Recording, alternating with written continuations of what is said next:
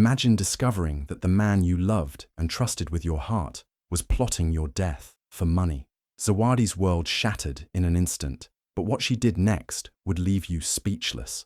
This isn't just a story of betrayal, it's a tale of survival, justice, and the power of a woman's strength. Zawadi grew up believing that true love was real, just like in the stories elders told by the fireside. In her small village near the sparkling waters of Lake Tanganyika, she would often sit under the big baobab tree and dream of a love so strong, nothing in the world could tear it apart. When she met Jabari, a handsome trader from the busy city of Dar es Salaam, it felt like her dreams were finally coming true.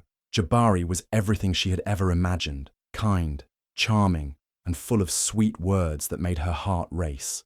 He would bring her little gifts from the city, whisper promises of forever, and make her feel like the most special woman in the world. Everyone in the village admired them, calling them a perfect match blessed by the heavens. Their wedding was the most beautiful celebration the village had seen in years. Under a sky painted in golden sunset colors, the sound of drums echoed through the hills, and women danced with joy, ululating so loud that even the spirits of the ancestors must have heard. Zawadi wore a simple white dress, embroidered by her mother's hands, and Jabari looked at her like she was the only woman on earth. As they exchanged their vows, Zawadi's heart was so full of happiness, she thought it might burst. She was sure that this was the beginning of a lifetime of love and laughter. But life has a way of hiding sharp thorns beneath soft petals. In her innocent heart, Zawadi believed that love could conquer anything, that promises made under the sun and stars could never be broken. She didn't know yet that sometimes the people who hold you closest are the ones who hold the sharpest knives. Her journey, which began with laughter and music, would soon teach her a lesson she could never have imagined. Sometimes the ones you trust the most are the ones who will break you the hardest. After the wedding, life felt like a dream for Zawadi. But dreams sometimes fade faster than we expect. Not long after they became husband and wife, Jabari told Zawadi that he needed to move to Mwanza for business. He held her hands tightly and promised it would only be for a few months. Zawadi believed him. She kissed him goodbye, full of hope, counting the days until he would come back to her. But as the weeks turned into months, something changed. At first, Jabari called every night, his voice full of warmth and longing. Then, slowly, the calls became less frequent, shorter, rushed. His words lost their sweetness, and laughter between them grew rare. Zawadi tried to ignore the ache growing inside her chest. She told herself he must be tired, working hard to build a future for them. She reminded herself of his promises. She prayed, she waited, she wrote letters she never sent. But deep down, a small voice kept whispering, something was wrong, something was very wrong. She brushed it aside again and again until one night, sitting alone by the flickering oil lamp, she decided she could not take it anymore. If Jabari would not come to her, she would go to him. The next morning, she packed a small bag with care. Inside, she placed the gifts she had made with her own hands. A hand-woven scarf, a basket filled with dried fruits from their village, and a beaded bracelet she had spent days perfecting. Each gift carried her love, her hope, her longing. As she locked the door of their little home behind her, she took a deep breath, forcing down her fears. The journey was long and tiring. 12 hours on rough, dusty roads, squeezed between strangers on a rattling old bus. But Zawadi's heart stayed strong. She smiled to herself, imagining the look of surprise on Jabari's face when he saw her standing at his doorstep. She imagined him sweeping her into his arms, apologizing for the distance and promising to never let her go again. With every bump in the road, she clutched her bag tighter, holding on to her dreams. She told herself again and again that love was worth fighting for, worth traveling miles for. She believed that maybe, just maybe, this surprise visit would bring them back to the beginning, back to the love that once made her believe in forever. The long ride left Zawadi tired, but her heart stayed bright. She kept thinking about Jabari's smile when he would open the door and see her standing there with all her love packed in a small bag. The bus bounced and swayed over the broken roads, but she didn't mind. She imagined how Jabari would lift her off her feet, how he would laugh and call her his sweetest surprise. It made every ache in her body feel lighter, every mile seem shorter. Finally, she arrived in Mwanza. She asked around and made her way to Jabari's rented house, tucked quietly between two tall mango trees. The house looked simple, peaceful, just like Jabari had described in his letters. But something felt off the moment she saw two shiny, unfamiliar cars parked outside. Jabari had never mentioned visitors. Her steps slowed, doubt creeping in, but she pushed it away. Maybe he had friends over. Maybe it was nothing. She walked to the door, straightened her scarf nervously, and knocked gently. The door opened after a few moments, and there stood Halima, Jabari's younger sister. But instead of the warm hug Zawadi expected, Halima's face froze, her eyes wide like she had seen a ghost. "Zawadi, we weren't expecting you," Halima said, her voice shaky and unsure. Zawadi forced a bright smile, though her heart trembled. "I wanted to surprise my husband," she said sweetly, pretending not to notice the uneasiness in Halima's eyes or the way she quickly glanced over her shoulder before stepping aside. As Zawadi stepped inside, her eyes searched for Jabari, but he was nowhere in sight. The house smelled different, unfamiliar perfumes floating in the air. Laughter, a woman's laughter, floated down the hallway, making Zawadi's stomach twist. But she kept smiling, telling herself not to jump to conclusions. Maybe Jabari was planning something special. Maybe this was all part of a bigger, beautiful surprise. Still, a heavy feeling pressed on her chest as she clutched her bag tighter and stepped deeper into the unknown. Inside the house, everything felt wrong. Jabari stood there, looking at her like she was a stranger. No warm smile, no open arms, no laughter in his eyes. Just a stiff nod and a cold, "Welcome." It broke something inside Zawadi, but she forced herself to stay calm. Maybe he was just stressed, she thought. Maybe he needed a little time to adjust to the surprise. Without much talk, Jabari poured her a glass of fresh mango juice, his hands slightly shaking as he set the cup in front of her. Zawadi noticed it. She noticed Halima too, the way she avoided eye contact, the way her lips pressed tightly together. A small voice inside Zawadi screamed for her to run, but she pushed it down. She didn't want to believe anything bad. She didn't come all this way to be scared of her own husband. Smiling sweetly, she took the cup into her hands. The juice smelled sweet, almost too sweet, like it was hiding something underneath. Her heart pounded harder in her chest, but she kept her face soft and trusting. She lifted the cup halfway to her lips but didn't drink. Instead, she said, "Can I freshen up first?" As if nothing was wrong at all. Jabari gave a short nod, not meeting her eyes. Halima fidgeted with her scarf. Zawadi stood, still holding the cup carefully, and walked toward the bathroom down the hall.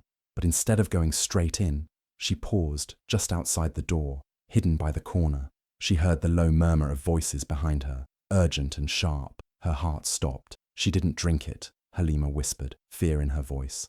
"What if she knows?" Jabari's voice came next, low and angry. "She'll have to. We can't afford her ruining everything now." Zawadi's hands trembled, the cup shaking slightly. Her world began to spin. She realized with a sick feeling that the juice wasn't just a drink. It was a trap. Hiding quietly behind the thin bamboo wall, Zawadi pressed her hand against her mouth to stop herself from gasping. Every word Jabari spoke felt like a dagger stabbing her heart. His voice was sharp, filled with fear and anger, not the soft, loving tone she once knew so well. "She has to drink it, Halima. Tonight. If she doesn't, everything will fall apart. We need the insurance money," Jabari said, his voice shaking slightly. Halima's voice trembled as she answered, "Are you sure there's no other way, Jabari? Maybe we can fix this without hurting her." "No!" Jabari snapped. "The debts are too much. If we don't get that money, we lose everything. It's either her or us." Zawadi's knees weakened as she struggled to hold herself up. It felt like the floor had opened under her feet. Her mind raced, trying to make sense of what she had just heard.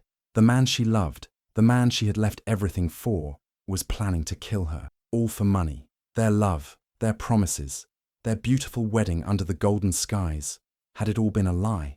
Tears filled her eyes, blurring her vision, but she didn't let a single sound escape her lips. She bit down hard on her trembling lip, forcing herself to stay strong. This was not the time to cry.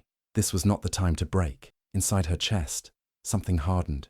A new strength she didn't know she had began to rise. She had to survive this. She had to think fast. She had to act smart. Zawadi quickly wiped her tears and slowly backed away from the door, her mind racing with a single thought: they would not win. Zawadi took a deep breath and forced a smile onto her face as she walked back into the living room. Inside, her heart was pounding so loudly she thought they might hear it. She glanced around quickly. Her cup of mango juice sat on the low table, and right next to it was Halima's glass. almost identical in size and color. It was now or never. As Halima's phone buzzed loudly from her pocket, she excused herself and stepped outside to answer it. In that tiny window of time, with hands that barely shook, Zawadi leaned forward and swapped the two cups. It was quick, silent, and almost invisible. She straightened up just as Halima re-entered the room, laughing softly into her phone. Without even looking, Halima grabbed the wrong glass, the one that had been meant for Zawadi, and took a long, deep sip. Zawadi sat stiffly, gripping the edge of her seat so hard her fingers hurt. Every second felt like a lifetime. The walls seemed to close in. Jabari sat across from her, pretending to be casual, but his eyes flickered with a strange kind of impatience. And then it started. Halima coughed once, then again, harder. She dropped her phone, clutching at her throat. Her face, once bright and full of life, turned a sickly, terrifying shade of grey. Jabari jumped to his feet, rushing to her side, panic pouring from him like a flood. He shook her shoulders, his voice cracking. "Halima! What's happening? What's wrong?" Halima could only gasp and gag, her body trembling uncontrollably.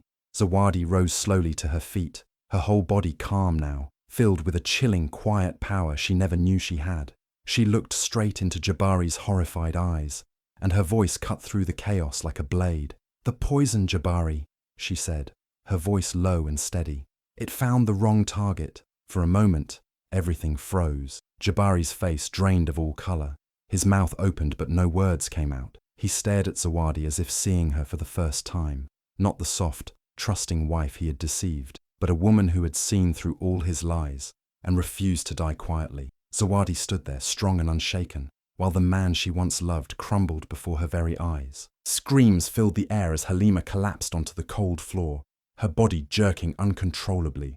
Jabari dropped to his knees beside her, shouting her name over and over, his voice cracking with fear. He shook her shoulders desperately, but Halima didn't respond. She just lay there, gasping weakly, her eyes wide with terror. The noise drew neighbors from nearby houses. People rushed into the small living room, their faces full of shock and confusion. Someone shouted to call an ambulance, and soon the wail of sirens began to echo through the streets. Zawadi took slow steps backward, her back brushing against the wooden door. Her chest felt tight, but her mind was clear. She had seen enough. Her hands trembled, not from fear anymore, but from the deep betrayal that Jabari had carved into her heart. She had loved him with every piece of her soul, and he had tried to trade her life for money.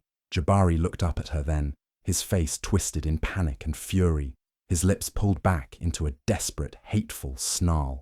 You did this!" he screamed, pointing a shaking finger at her. "You poisoned her!" Zawadi let out a cold, bitter laugh that cut through the noise. The neighbors turned their wide eyes toward her, waiting for her response. She looked down at Jabari, her voice calm and firm, filled with a power she had never felt before. "I drank nothing," she said, her words slicing the air like a knife. "You tried to kill your wife, Jabari. Maybe the courts will enjoy hearing that story."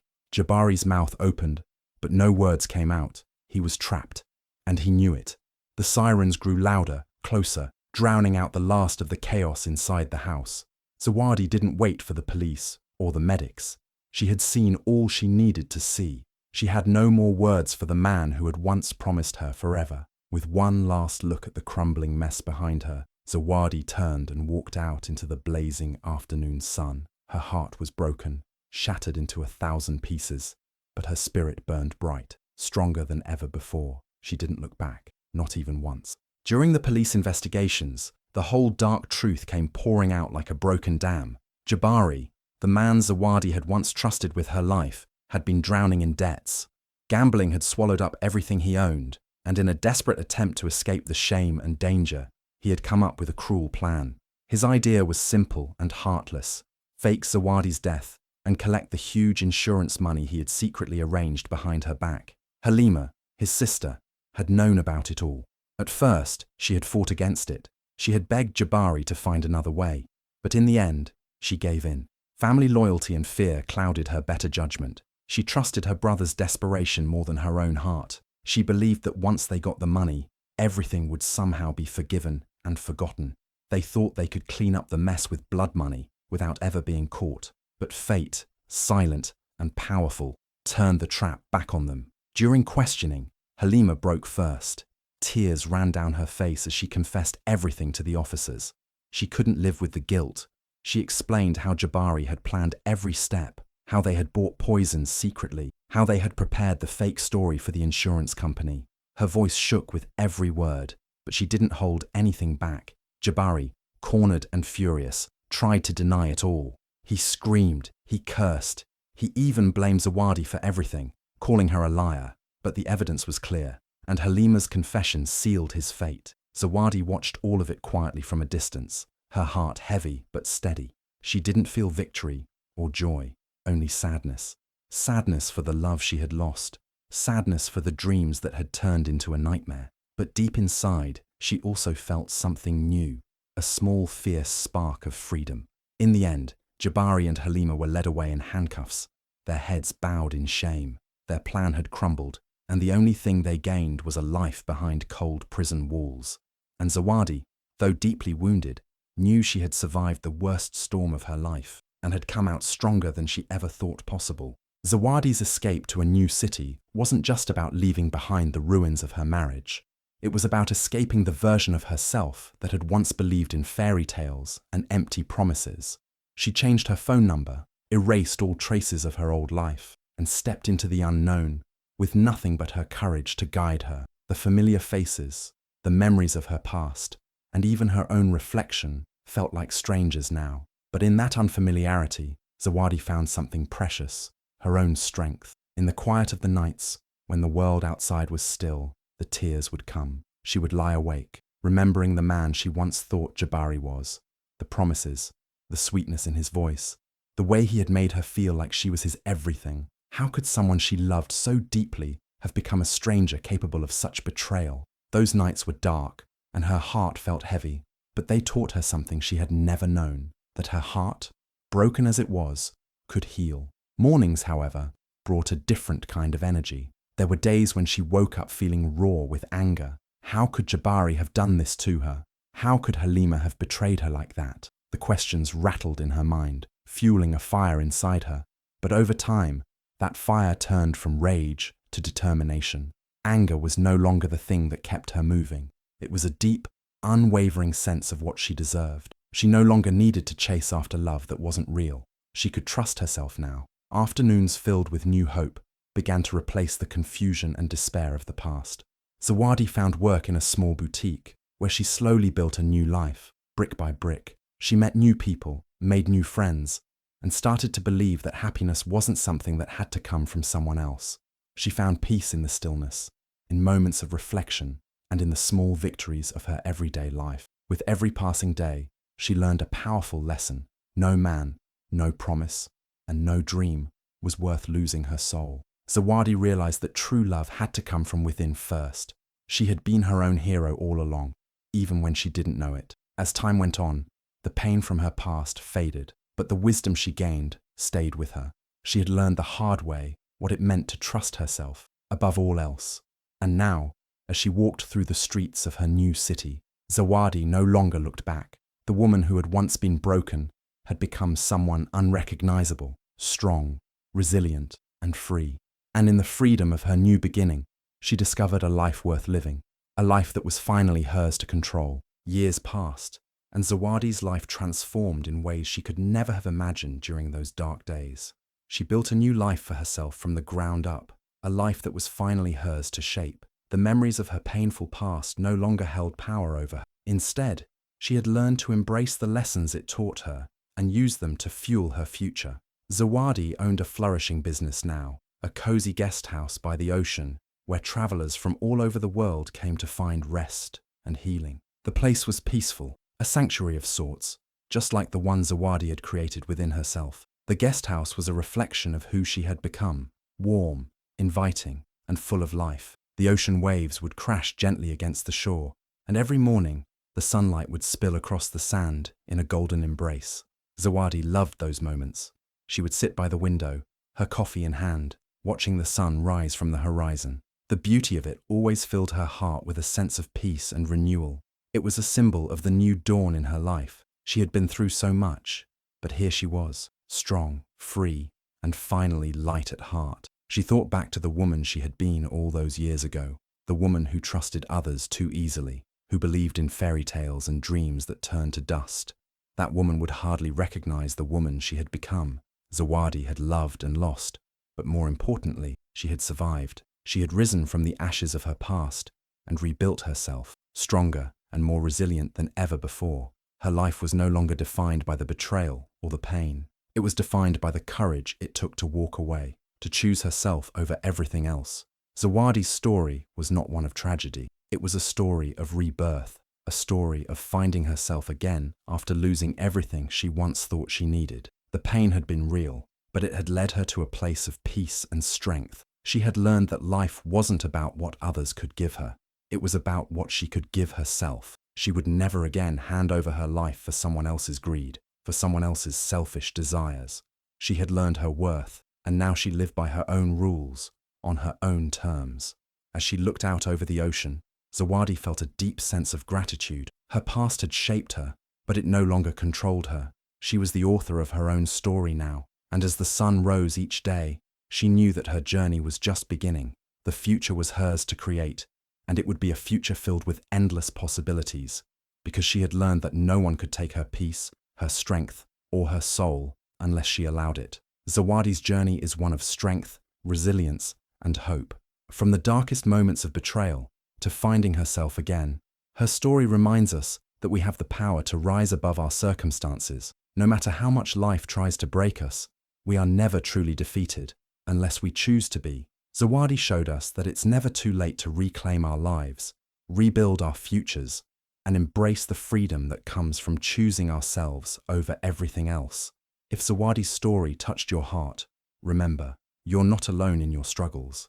Life may throw challenges your way, but your inner strength will always light the path forward. Let Zawadi's journey inspire you to believe in your own power and the possibility of new beginnings, no matter where you start. If you found inspiration in this story, don't forget to like and share it with others who need to hear this message. Together, we can spread hope and remind everyone that they are capable of overcoming anything. And if you haven't already, make sure to subscribe to the channel for more heartwarming stories that uplift the spirit. Thank you for watching. You are part of this incredible journey.